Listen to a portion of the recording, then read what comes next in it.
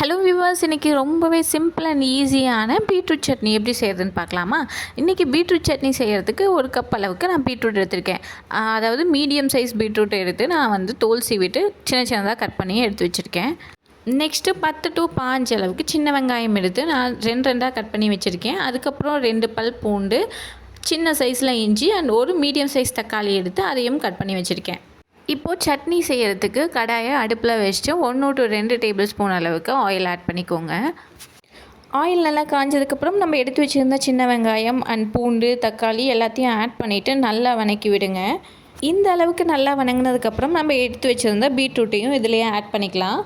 Beetroot ஓரளவுக்கு வதங்கினதுக்கப்புறம் காரத்துக்கு வரமிளகா ஆட் பண்ணிக்கலாம். நான் இன்றைக்கி 2 வரமிளகா ஆட் பண்ணியிருக்கேன். உங்களுக்கு காரத்துக்கு எவ்வளோ தேவைப்படுதோ அந்த அளவுக்கு வரமிளகா ஆட் பண்ணிக்கோங்க. இப்போது கொத்தமல்லி, கறிவேப்பிலை கொஞ்சமாக ஆட் பண்ணிவிட்டு நல்லா வதக்கி விடுங்க. நான் இப்போது புளி கொஞ்சமாக ஆட் பண்ணியிருக்கேன். ரொம்ப சின்னதாக தான் ஆட் பண்ணியிருக்கேன். உங்களுக்கு வேணும்னா ஆட் பண்ணிக்கலாம், வேணான்னா விட்டுறலாம்.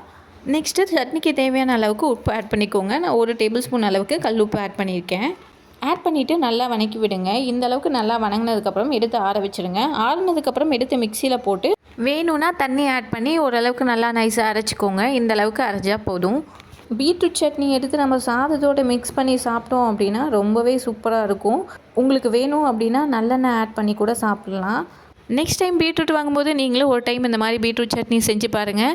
இந்த வீடியோ உங்களுக்கு பிடிச்சிருந்ததுன்னா லைக் அண்ட் ஷேர் பண்ணுங்கள். மறக்காமல் சப்ஸ்கிரைப் பண்ணிடுங்க. நெக்ஸ்ட் வீடியோவில் பார்க்கலாம். டாடா.